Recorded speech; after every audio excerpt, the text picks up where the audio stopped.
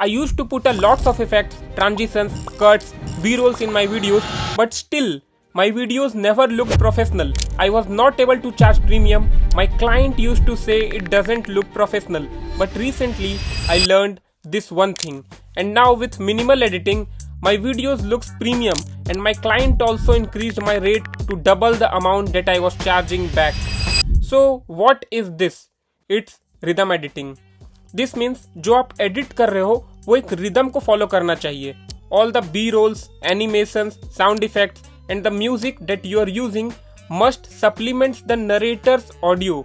देखो, जब आपके पास वॉइस ओवर आती है या फिर रॉ वीडियो आती है तो सबसे पहले आपको ये समझना है कि वीडियो की पेसिंग क्या है. अब पेसिंग से मेरा मतलब सिर्फ नरेटर के बोलने का तरीका नहीं है.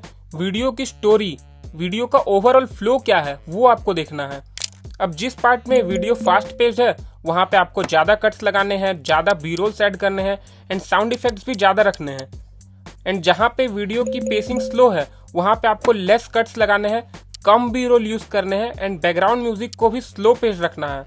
मतलब जो आपने एडिटिंग करी है वो ओवरऑल स्टोरी की पेसिंग से सप्लीमेंट होना चाहिए. अब इस वीडियो के इंट्रो को देखो. स्टार्टिंग का पार्ट जब मैंने यहाँ पे बोला I used to put a lot of effects, transitions, cuts, B rolls in my video, तो यहाँ पे अगर आप देखोगे ना तो स्टार्टिंग का पार्ट बहुत ही ज़्यादा फास्ट पेस्ड है. और अगर आप ध्यान से देखोगे तो यहाँ पे मैंने effects, transition, cuts, B rolls, यहाँ पे मैंने एक रैंट लगाई है. यहाँ से इफेक्ट से लेके बी रोल तक, तो यहाँ पे हर वर्ड पे मैंने एक कट लगाया है. इफेक्ट के बाद एक कट है, ट्रांजिशन के बाद एक कट है, कट्स के बाद कट है और सारे में साउंड इफेक्ट है, बी रोल्स अलग अलग है. तो ये एक बहुत ज़्यादा फास्ट पेस्ड है और अगर आप ध्यान से देखोगे तो ये एक रिदम को फॉलो कर रही है. इफेक्ट्स के बाद भी उसी हिसाब से मैंने चेंजेस किए हैं, ट्रांजिशन के बाद भी, कट्स के बाद भी एंड उसके बाद बट स्टिल. अब ये पार्ट को मैं आपको आगे बताऊंगा. अब उसके बाद फिर से आप यहाँ पे देखो, my videos never look professional, I was not able to charge premium, my client use to say it doesn't look professional. तो अगर आप इन तीनों वर्ड्स को देखोगे, इन तीनों सेंटेंस को देखोगे तो यहाँ पे भी मैंने एक रैंट लगाई है. यहाँ से यहाँ तक, फिर यहाँ से मैंने एक कट लगाया, फिर यहाँ से मैंने यहाँ तक एक कट लगाया. तीनों में मैंने सिमिलर कट्स लगाए हैं एंड ये भी एक रिदम को फॉलो कर रही है. मैंने एक रैंट टाइप का यहाँ पे लगाया है. तो यहाँ पे भी फास्ट पेस्ड है तो उसी हिसाब से मैंने बैकग्राउंड म्यूजिक भी चुना है, साउंड इफेक्ट भी ऐड किए हैं एंड बी रोल भी रखा है. अब जब यहाँ से आप देखोगे बट रिसेंटली से, अब यहाँ से जो यहाँ तक पार्ट है ये काफ़ी ज़्यादा स्लो पेस्ड है. यहाँ पे मैंने लेस कट्स लगाए हैं, बी रोल भी कम यूज़ किए हैं एंड उसके बाद अगर आप देखोगे जो मिडल वाला स्क्रिप्ट का पार्ट है वहाँ पे भी एडिटिंग बहुत ही कम है एंड बहुत ही स्लो पेस्ड एडिटिंग है.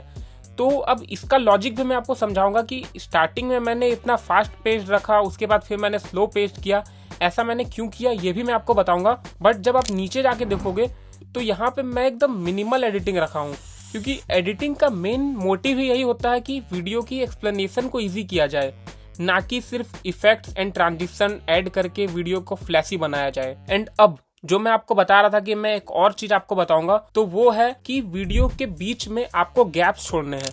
एक बार आपने एक हाई लेवल एडिटिंग की, बहुत फास्ट पेस एडिट डाली, उसके बाद आपको बीच में कुछ गैप्स छोड़ने हैं ताकि व्यूअर उसको डाइजेस्ट कर सके. अगर आप स्टार्टिंग से लेके एंड तक फुल्ली फास्ट पेस एडिट रखोगे, ज्यादा बी रोल्स रखोगे तो व्यूअर्स को समझना बहुत मुश्किल हो जाएगा एंड वीडियो प्रोफेशनल नहीं लगेगी. तो इसीलिए आपको बीच में गैप्स छोड़ने हैं जहाँ पे बिल्कुल लेस एडिटिंग होगी. आपको साउंड इफेक्ट्स को नहीं रखने हैं, बैकग्राउंड म्यूजिक को एकदम से ड्रॉप कर देना है. तो यही चीज मैंने भी यहाँ पे इंट्रो पे किया, अगर आप देख सकते हो. एंड वन मोर थिंग, अगर आप स्टार्टिंग का पार्ट देखोगे तो मैंने यहाँ से यहाँ तक प्रॉब्लम्स को डिस्कस किया है कि मैं यहाँ पे लॉट्स ऑफ इफेक्ट यूज करता था, फिर भी मैं यहाँ पे प्रीमियम चार्ज नहीं कर सकता हूँ, मेरे क्लाइंट्स को प्रोफेशनल नहीं लग रही है वीडियो. तो यहाँ तक मैंने प्रॉब्लम को डिस्कस किया है. तो अगर आप इस पार्ट का बैकग्राउंड म्यूजिक को देखोगे और बट रिसेंटली के बाद का जो बैकग्राउंड म्यूजिक देखोगे, दोनों में काफी ज्यादा आपको डिफरेंस दिखेगा क्योंकि यहाँ से यहाँ तक जो रिदम है वो सेम है, बट जो बट के बाद है, बट रिसेंटली के बाद